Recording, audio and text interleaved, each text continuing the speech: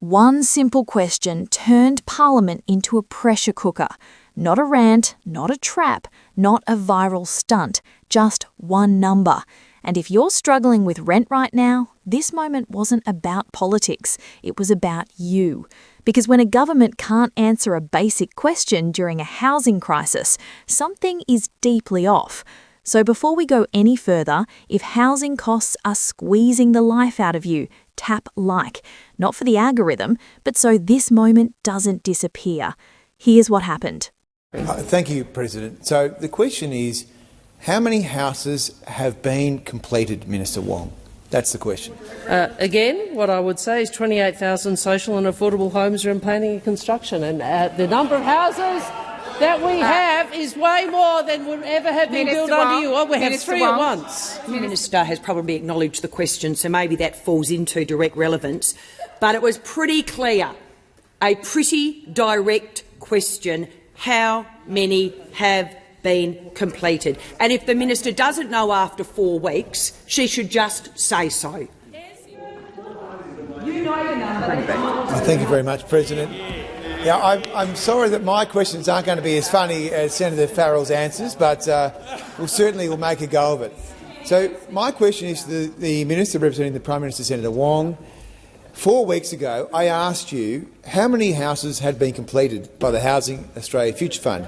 You said at the time that you would find the information out and you would report back to the Senate. Can you please now advise how many houses have been completed? Many houses have been completed. That's a very good answer, Senator Scott, and I thank you very much for that. But Senator Bragg, I would go through a few of the figures. As you know, we are getting on with the job of delivering 55,000 social and affordable homes. I am advised that over 28,000 are in planning and construction, 18,000 of those through the HAFF and National Housing Accord facility, and 10,000 through other programs. I would make the point, Senator, that you seem very interested in tracking the progress of a fund that you opposed and you didn't, and you were going to scrap. Sorry to trouble you, but it is a point of order because it's a point of order on relevance. The question was quite clear about it being on the number of houses that have been completed. No, just so in case you didn't hear, it's about the number of houses completed. I think the Minister is being relevant to the question, Senator Bragg. Minister Wong, please continue. I outlined in my first response the answer that I was giving Senator Bragg. But, Senator, you can't get away from your position to oppose the HAFF, to oppose any houses being built by saying, oh, it's not relevant to my question. I think it's pretty relevant to the Australian people, don't you? I reckon the Australian people, those who are concerned about housing affordability, might think that the housing spokesperson's position, which is to oppose any houses being built under the HAFF, is relevant to a question on housing. This is your problem, Senator Bragg. Your party opposes governments engaging in the housing sector in order to increase supply. We believe that supply is a part of how Order. Senator. It's a point of order on relevance. We just wanted to know the number of houses completed, please. That's it. The Minister has started her response and given you a host of numbers, Senator Bragg. So, Minister. Thank you, President. I would invite the Leader in the Senate perhaps to behave appropriately towards you. Senator, what I would say to you is, as I said, we have 18,000 homes through the HAFF and the National Housing Accord facility, over 28,000 social and affordable housing and planning. And if you'd like to ask me which houses you're opposing, I'm very happy to go through a list of Thank you, Minister. The time for answering has expired. Senator Bragg, first up. President, well, I will give the opposition a number, and it's 80,000, the number of homes you're opposing with your disallowance. Order. Senator Bragg, second supplementary. Well, we'll take it from that you don't know the answer. So there was an answer given. Just a moment, Senator Bragg. Order. Senator Henderson, which part of order doesn't apply to you? Senator Bragg. Okay, thank you. So The Housing Minister, Ms O'Neill, has in the recent past said to the ABC that the HAFF had in fact completed more than 2,000 homes. So is that number correct? And of those 2,000, how many were built by the HAFF and how many were acquired? Andrew Bragg didn't come in swinging. No shouting, no smug grin, no theatrics. He asked the kind of question you'd expect at a school meeting or a council forum. How many houses have been completed? Not planned, not announced, not in progress. Completed. Finished. Doors you can actually open tonight. That's it. If you're watching this while refreshing rental listings, you already understand why this question matters more than any press release ever could. Because you don't live in a spreadsheet, you live in the real world.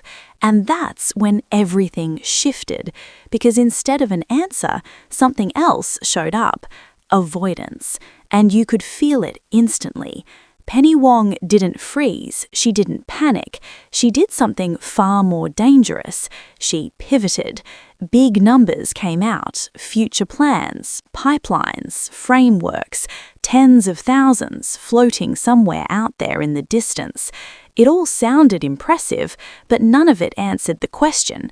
And here's the thing most people don't realise. This wasn't confusion, this was strategy.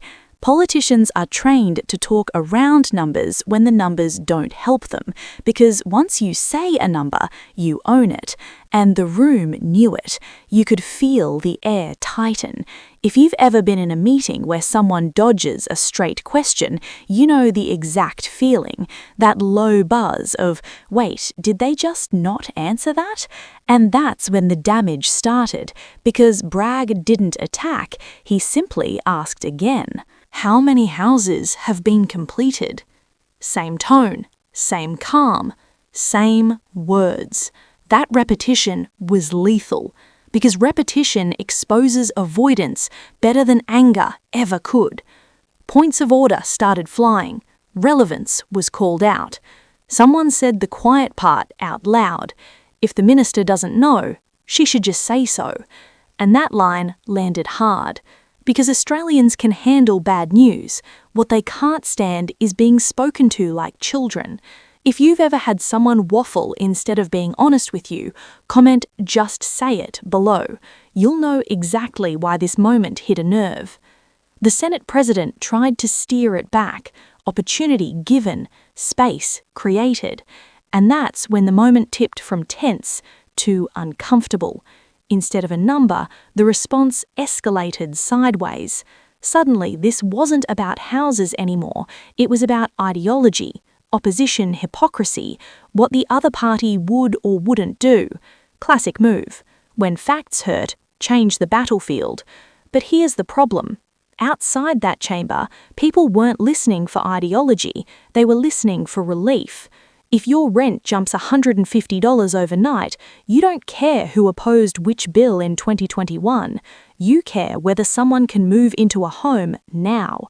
And every second spent attacking the opposition made the silence around that number louder. Then came the line meant to flip the script. 0 houses. Sharp, punchy, designed to sting. But it backfired because it still didn't answer the question. And viewers felt it. You could almost hear the collective exhale from people thinking, so you're still not telling us?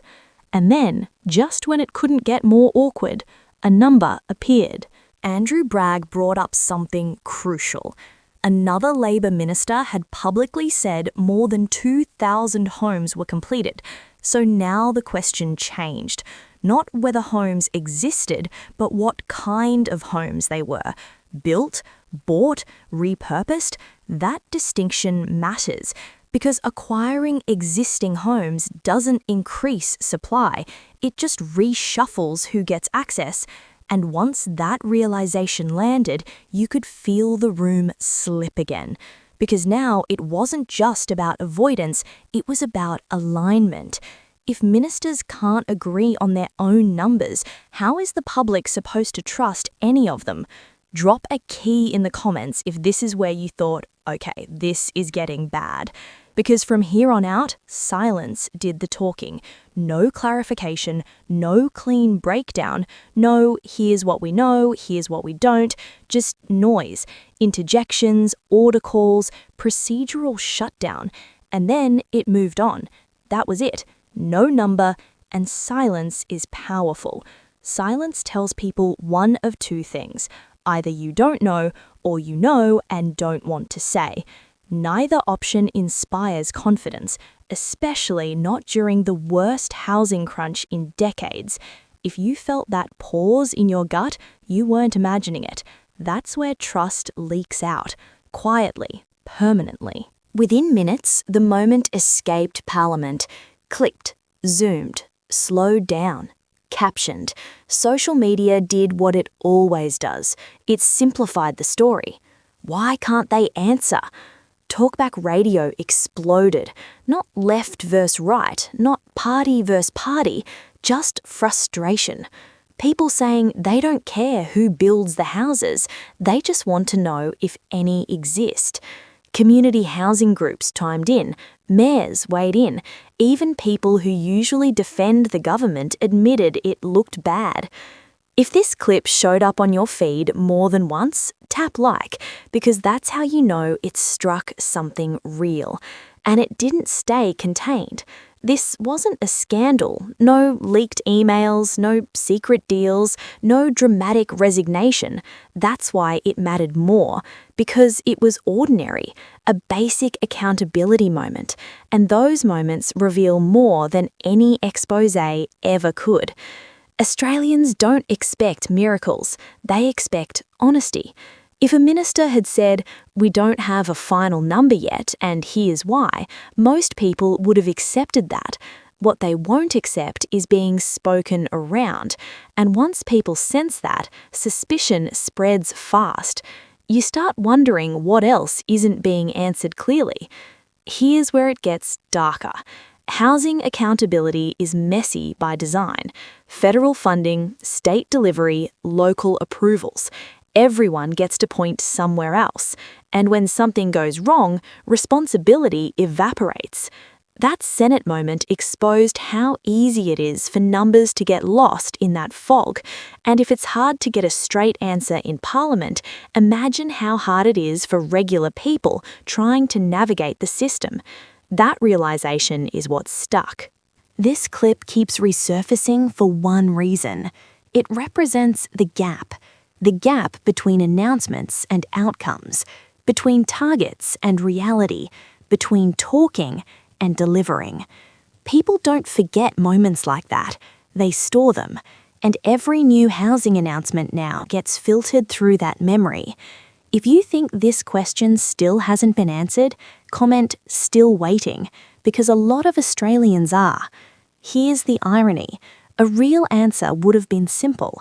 This many completed, this many under construction, this many acquired, here's when the rest are coming. That's it. Clarity builds patience. Spin destroys it. People can wait, they just won't be handled. And that's the lesson this moment burned into public memory. Days later, nothing's changed. That question still hangs there, heavy, uncomfortable, unanswered. How many houses have been completed? Until there's a clear, confident answer, this story isn't going anywhere, and neither is the frustration boiling over in households across the country. If you think Australians deserve straight answers, share this. Subscribe if you're done with spin and want receipts, not speeches. And remember, keep your politicians on a very short leash. Here's the part most politicians still don't understand. Saying "we don't know yet" isn't weakness, it's leadership. Australians don't expect instant results in a broken housing market. They expect straight talk. If Penny Wong had simply said, "We're still verifying the final number and I'll table it next sitting," this clip would have died in an hour. Instead, the dodging created a vacuum, and vacuums don't stay empty, they get filled with suspicion. If you've ever trusted someone more after they admitted uncertainty, hit like, because that instinct is exactly what politics keeps ignoring. Watch the exchange again closely. Not the words, the structure. Long answers to short questions, abstract nouns instead of concrete numbers, future tense replacing present reality. That's not confidence, that's containment. It's what happens when someone knows a clean answer won't help them. And here's the scary part. Most viewers don't consciously analyse this. They feel it. Your brain flags it before your logic does. That's why the clip spread so fast. People sensed something was off before they could explain why. Drop a comment if you felt that tension without knowing exactly how to describe it. Once the clip escaped Parliament, control was gone. No press conference could fix it. No follow-up interview could fully patch it. No explainer article could rewind it, because the story wasn't complex anymore. It had collapsed into one sentence. They wouldn't answer. And once politics becomes that simple, spin stops working. That's when institutions lose narrative power, not through outrage, but through clarity. Timing matters. If this happened during stable housing years, it would have been shrugged off, but it didn't. It landed when rent inspections feel like auctions, families are doubling up, young people have stopped believing ownership is possible, emergency accommodation is stretched thin. So when a senior minister can't give a number, it doesn't feel bureaucratic, it feels dismissive. It feels like the pain isn't being tracked properly. If housing stress has changed how you think about politics, comment, "It's personal now," because for millions, it is. Here's the deeper issue this moment exposed. Governments talk at people. People want governments to talk with them. Transparency isn't about perfection, it's about respect. When people feel respected, they tolerate delays. When they feel managed, they revolt emotionally. And this exchange screamed management, not honesty. That's why even neutral viewers walked away uneasy. Some rushed to defend the performance. They said housing delivery is complex, that projects take time, that critics were nitpicking. All true, and completely beside the point. No one was demanding instant homes. They were demanding a number. Defending avoidance teaches politicians the wrong lesson, that the public will swallow anything if it's wrapped in complexity. This clip proved the opposite. Even days later, something's missing. A definitive, clean, uncontested figure. Not buried in a report, not split across departments, not wrapped in caveats. Just a number. And the longer that gap stays open, the more symbolic it becomes. At this point, it's not even about houses anymore. It's about accountability. If you think this should have been settled already, type just the number below. Most people didn't walk away thinking Labor bad or coalition good. They walked away thinking, why is this so hard? That's the most dangerous takeaway for any government, because confusion erodes loyalty faster than anger ever could. Angry people argue, confused people disengage, and disengagement is where trust goes to die. This exchange is now a reference point. Every future housing announcement will be compared to it. Every promise will be mentally footnoted with, "Yeah, but remember when they wouldn't answer?" That's how moments become symbols, not because of drama, but because of absence. So here we are, weeks later, billions announced, plans discussed, and still that simple question echoes. How many houses have been completed? Until someone answers it clearly, confidently, and without gymnastics, this story isn't finished. Neither is the frustration. If you're done with vague answers, share this. Subscribe if you want clarity over choreography. And remember, numbers matter, especially when people are waiting for a place to live.